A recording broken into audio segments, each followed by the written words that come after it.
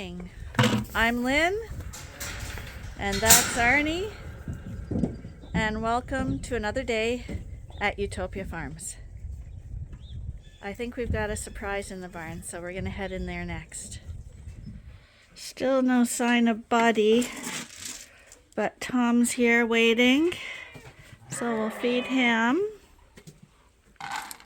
And if you look right beside him, we've got a new little addition to the family.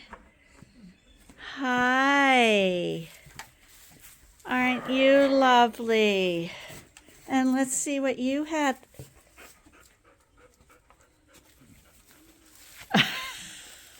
I always said, there. Hi, buddy. Didn't you have a lovely boy? He was worth waiting for. He was really worth waiting for. He's lovely.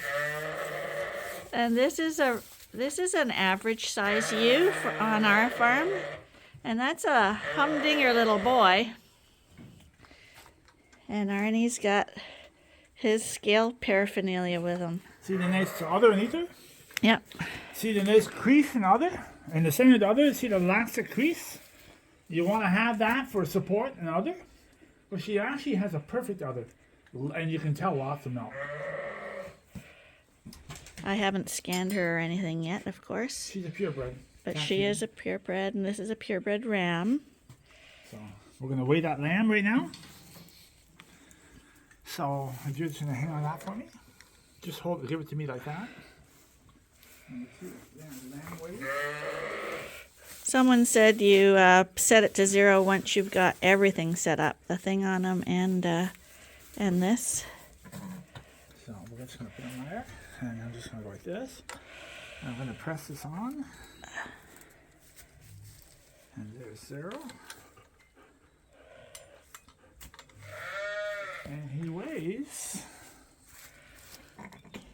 actually 15.7. It'll actually beep when it has a solid weight. Okay.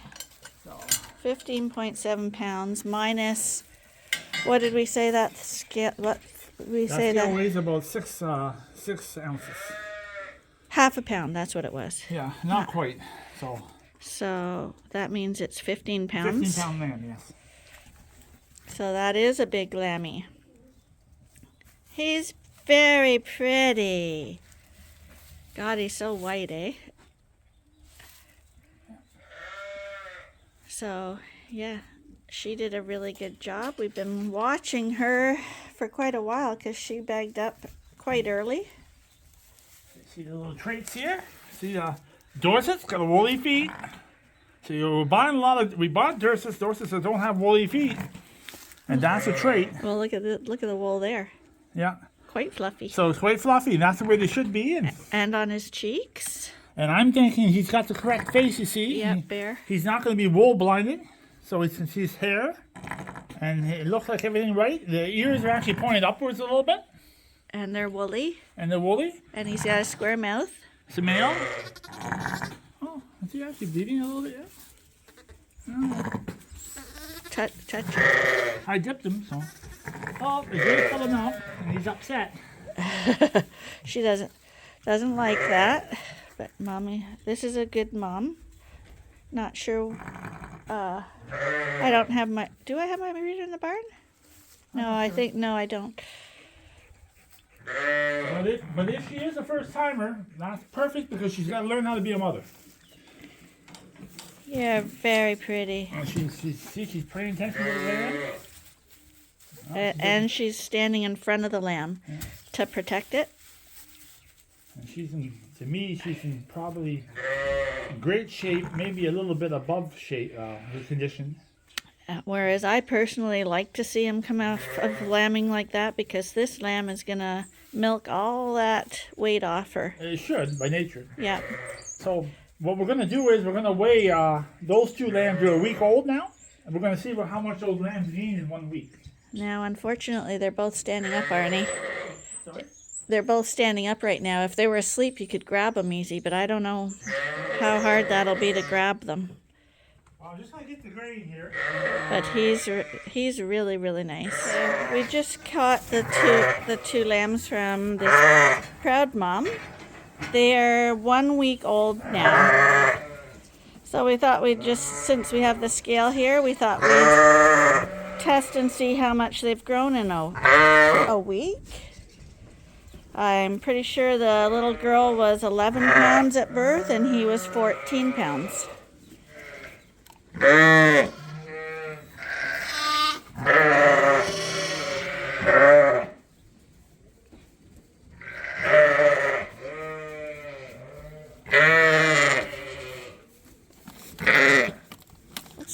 Arnie didn't like the folder, so right now he's going to search for a bag to put them in, like a grocery bag. Okay, so now he's got a grocery bag, and we're going to try weigh him again.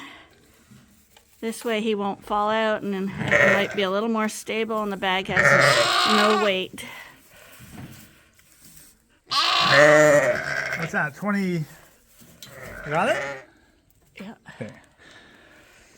So about 21 and a half for sure. So let me think here. He was 14 and a half when we weighed him when he was born. Yeah, and now he's 21 and a half, say. So what's he gained? So 14, he's gained 7 pounds, which is exactly the Suffolk norm, right? A pound a day. Yeah. Yeah. So that little sheep is a week old, gained a pound a day. I mean, what other breeds do that? Let's try his sister. Hi, sweetheart. So that's quite good. That's what Suffolks are known for. And this way you can see we haven't fudged anything. Because some people don't believe it. They think you're fudging it. So the bag is nice, isn't it? But one thing about Suffolks, if you were to hold these lambs, they're dense. Like, you can feel how heavy they are. There are some sheep, like Rideau's, when you pick them up, they feel like little birds. I gotta do it over again. Yeah, this is a little bit of an irritant. I don't have 3 hands, eh? Here, I can put it on. Oh, the hawk, babe. There you go.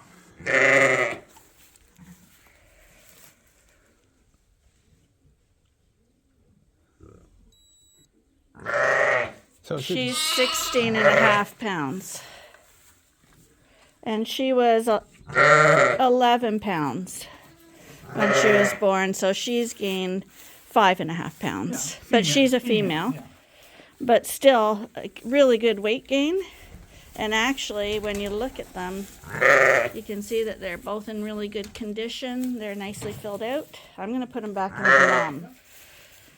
So I think that kind of demonstrates the type of weight gain, because these are lambs that are not eating, right? All they're doing is nursing. So the first 50 days, they say, reflect how well the mom is doing at producing milk for them to eat, and how well the lambs are doing in that they're nursing properly.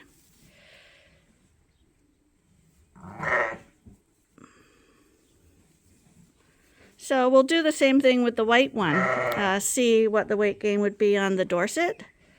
It should be a little less. So what we'll do is... So today we had a follower on YouTube who sent me some questions via Instagram. He's from France, but he's currently living in Australia. And he had a whole load of questions. So while I'm in here with our Dorset and Dorset crosses, hi, I can see that you're a purebred. Yes, you are. You're lovely with your tattoo. Yes, you are. You're very, very nice. Hi, you're very pretty. And right here, so we got our purebred Dorset here, which is what we're aiming towards, the purebreds. And then we got our crosses here. This is Angel. She's a Texel Dorset cross. And then we have some Rideau crosses in here as well. So his question was, how we got into the Rideaus and the Texels. So I was going to talk about that a bit. Before we got into the Rideaus, we had a Texel ram. We had our Suffolks, but we also had a bunch of cross ewes when we first started out. And the whole point of having sheep these days is to have meat.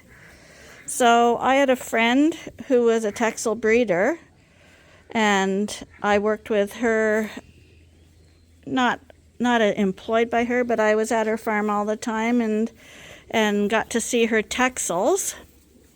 And there's no denying that Texels put meat on your lambs. So we thought on our cross ewes, or our unregistered Suffolks, why don't we get a Texel ram and see what that cross looks like?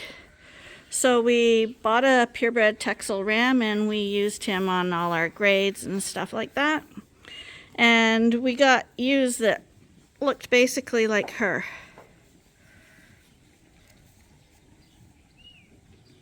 And they actually, that F1 cross, the Suffolk and Texel, made a beautiful, beautiful mother sheep. They had lots of milk, and for some reason they were throwing twins. And they had meat, so the ram lambs that were going to market were fetching really good prices, and they were going to market quickly because they had the Suffolk influence that made them grow quickly, and they had the Texel influence that made them put meat on. And we really liked that cross, and we still like that cross. If you're going to be a commercial breeder, it's a cross that I would highly, highly, highly recommend. Whether you're going to keep back some as replacement ewes, or if you're just going to use the Texel as your terminal sire and send all the lambs to market. Either way, I think it's a really nice cross.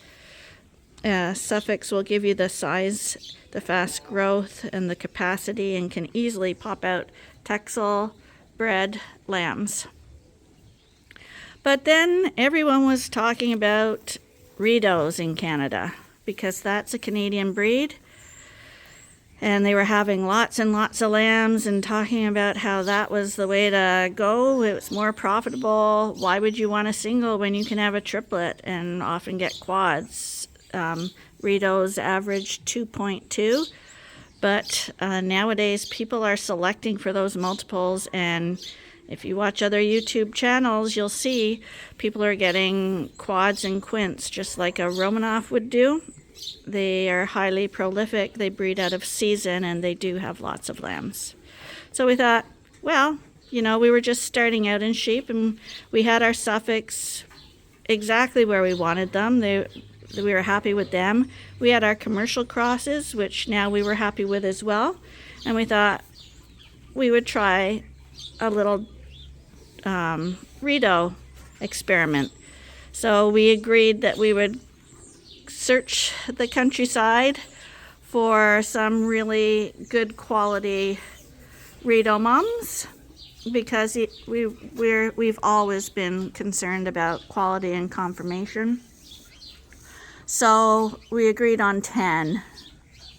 Anyway, we found a guy who was selling out, so he had Rideaus and Rideau Dorset crosses. So when we went to look at them, the agreement between Arnie and I was that we would get 10 if we liked them. And after we looked at them, Arnie put in an offer for 60. So he came home with 60 Rideau and Rideau Dorset crosses. So we bred those ewes, and sure enough, Rideaus lived up to their reputation of having multiple lambs. We had lots of twins, triplets, and our fair share of quads. And after one lambing season, we decided that we really, really didn't like that. The amount of work, the bottle feeding, the slower growth on the Rideaus, the cost of milk replacer, the dying lambs. It was not our idea of fun. We had previously experienced like relatively nice lambing seasons, normal lambing we could cope with, but this was getting out of control. But we noticed that with the ones we bought that had a Dorset influence, those ones had slightly less lambs, and we thought, okay, let's get Dorset ram, cross all those Rideaus out. And so we created an F1, which we called Dordo, and which a lot of people seem to have copied that now for the F1s, calling them Dordos. And they were actually a really nice cross. They bred out of season. They tended to have twins. The lambs were a bit bigger, a bit meatier, and you didn't have to deal with all those bottle babies and small little lambs. They grew a little faster, but you got your fair share of singles too, which for us was just fine. So we kept on with the Dordos for a while. But we did like the Dorset influence, so we thought as things progressed and we got older, we thought to make our life simpler, why don't we just focus on what we really enjoy the best, which is breeding stock.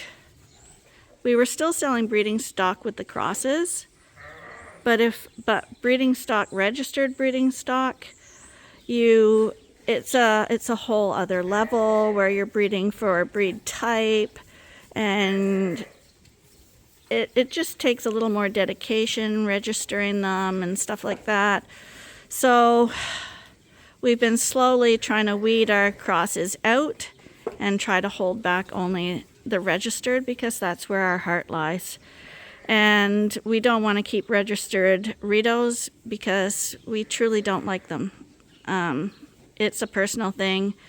We are way too old for all the labor that's involved with a Rideau. It's a maternal breed, and we much prefer terminal breeds or the meat breeds. I find them a calmer sheep, easier to handle. Just life is a little more enjoyable and a little more relaxed with those breeds. And it is a personal preference, because I'm like that with chickens too.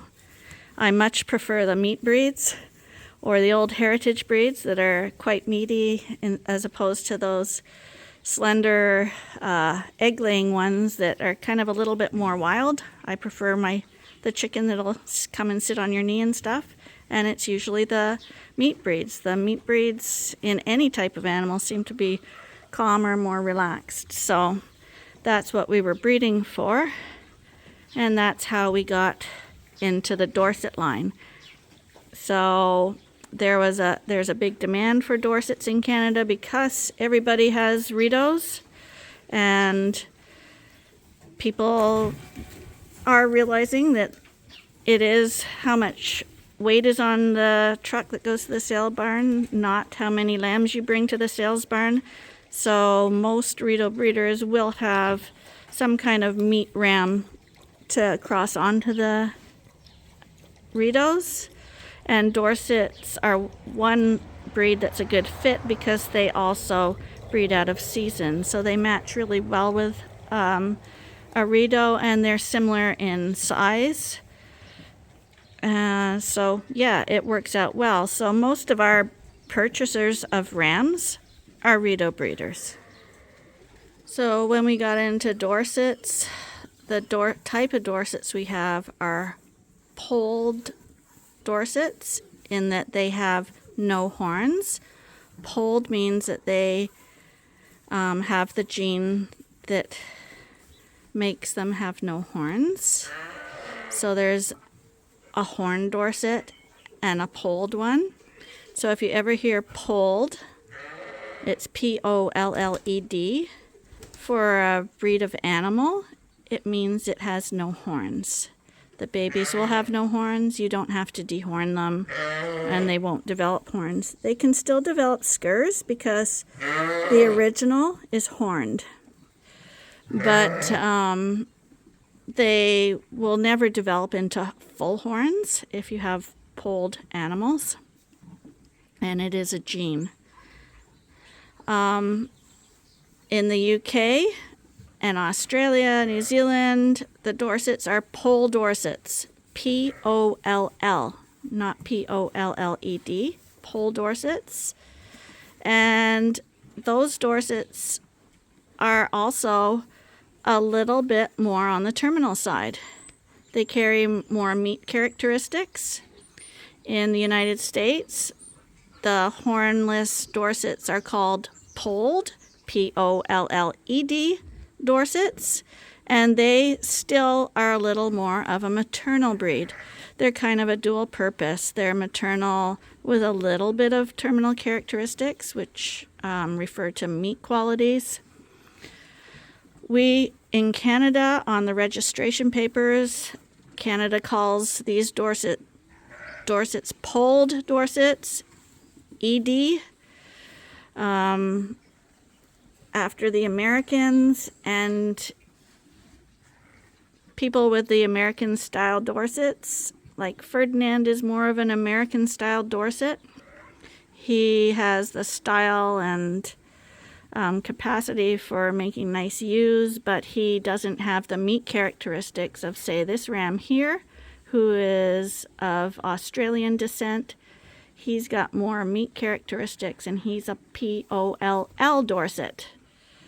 So I didn't know there was a difference between the two, but there is. And we originally started off with polled ED Dorsets, but we are sold with the New Zealand and Australian style now. And in future, I am guessing that we will be focusing only on the Poll Dorsets because they are producing, again, more of what we're looking for, which is meat qualities. It got to the point when we first got our Rideaus that we were having so many triplets that one day Mom had triplet lambs and the jugs were jam full. Every jug was full, and I had triplets coming out the yin-yang. And I said to Arnie, I just can't do this anymore. We didn't have a milk machine. Lambs cannot, if you have triplets or more, you have to pull them off. You have to bottle feed them. People will say that the mom can raise 3, and that's going to be in tomorrow's video, that discussion. But it was so bad that, yeah, I was going to have a meltdown. So I called a friend who had Rideaus. I said, I just had a mom who had 3 beautiful triplets. Do you want her? And he came over that day and took her and her 3 lambs. The workload was just unbelievable. And it wasn't fun anymore. It was like factory farming. And I never wanted it to be like that. We can make a good living without having it to be like a factory with lambs dying, with us bottle feeding and doing all the stuff involved with that. It was, in my opinion, horrible. Horrible, horrible. I don't know why anyone would want to do it. But people do want to do it, and it's not a judgment. It's me. You see how I am with the animals. I like to know my animals. I like hands-on, but I don't like them to depend on me. I like them to look after things themselves and be more natural. So it just wasn't the way we wanted things to go. So we quickly sold all the moms who were producing triplets and kept back the ones who were holding less. And that resulted in another thing too that I think I'll talk in tomorrow's video, because he did ask me, his next question was about breeding lambs and why we don't do it, and there is a reason for that too. So I think that's the story of the Rideaus. I have to admit, when you had triplets or quads or even quints, your first reaction was, oh my God, aren't they cute? Look at how nice, look at what she did. And you're all kind of excited about the novelty of it. But the reality is so much worse. It's almost like cruelty. Like, sheep have 2 teats. They're made for 2 lambs. A triplet would be an anomaly, which if she was out on pasture, probably one of them wouldn't make it. And it was kind of sad because, you know, some of them could die. You had to take them and put them on machines. It just wasn't a friendly thing. It was very unappealing to me after the first initial glow of having some quads in your hands. So having those kind of numbers of lambs is not natural. It's a man-made thing. These sheep have been bred to have those lambs, and humans are meant to be their caretakers, not the ewes themselves. Because no ewe can raise quints. This morning I've got these girls here. Now they're gonna walk away because I haven't gotten to the gate quick enough, but they all came tearing out for the gate here. And I'm just opening the gates, and as you can see, today is a different story. They've all gone down the runway. So they'll just graze around there. Here comes another one. But they like that. It's a nice day, and I think we've got like 3 days for sure of rain coming in starting tomorrow, so this will be their last day out for a few days. But they're going right to the back. We've got some gates set up at the end of this laneway.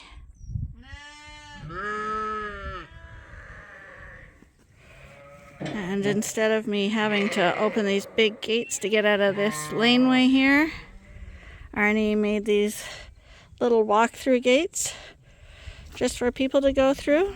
This is the gate he made first, and he put an A in it for Arnie. I said, where's the gate with the L in it?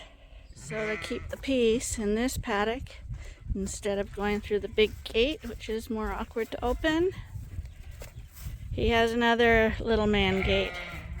And lo and behold, an L. That's all it takes to keep the peace. There's one sheep back there who can't decide if she should join that group or come back to the barn, but she's going now. This is the lamb barn. Everybody's eating. Arnie hasn't opened the gates, so I'm going to go back there and open the gates so that they can go out today. I walked by Lambert and he didn't notice me. He was so enthused with his eating, so. And we hear no one's crying in here anymore. They get used to it pretty quickly. Today is a hotter day, so the gates are open, but this is an example of how they also don't like the heat. So we don't have the big mad rush to run out today because they can feel it's a little warmer. But if you came back here in the evening, guaranteed they'll all be out running around. Say hello to Lambert, and then we'll head back to wash bottles. Hi, Lambert! Hi! I saw you were eating there. I didn't want to bother you too much. Yeah, you're a good boy. Yeah, you are a good boy. Hi, I didn't forget about you. I just saw you were busy. Good boy. Now he's going to go get a drink. There, well adapted. So that's the story of how we got Rideaus and Texels. The Texel ram we only used once. We only had one Texel ram, but they are long-lived sheep, good sheep, and so they're still in our flock today, 10 years later. Offspring from that one ram. And the Rideaus have slowly been bled out, and all we have are Dorsets left. And why'd you quit using Texels then? And the reason we we would have chosen to keep using them probably if we were commercial flock, but for one thing, we were getting into purebreds. And for the second reason is people don't value Texels enough. So the comments were always, oh, they're bad lambers, they're bad lambers, they're bad lambers. So if you have a good ewe, she should be able to deliver any type of lamb. The UK is a really good example of that because they have maternal breeds all the time, and the terminal rams they use are usually Texels, and the Texels over there are a lot hunkier and wide-headed than they are here, and their ewes are popping them out. So, but yeah, we're in the business of selling breeding stock, and if people don't want to buy them, there's no point in continuing on with that line. And why did you quit using Rideaus?